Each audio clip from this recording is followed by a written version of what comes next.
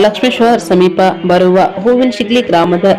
ವಿರಕ್ತ ಮಠದ 45ನೇ ವರ್ಷದ ಜಾತ್ರಾ ಮಹೋತ್ಸವದ ಅಂಗವಾಗಿ ಸೋಮವಾರದಂದು ಸಾಮೂಹಿಕ ವಿವಾಹ ಕಾರ್ಯಕ್ರಮವು ಶ್ರೀ ಚನ್ನಬಸವ ಮಹಾಸ್ವಾಮಿಗಳು ದೊಡ್ಡ ಹುಣಸಿಮಠ ಸೌನೂರ್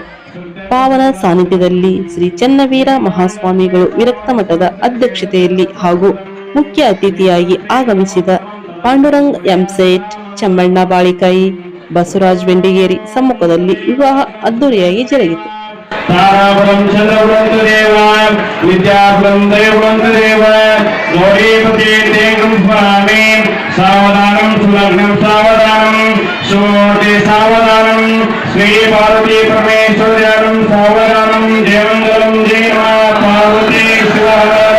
महादेव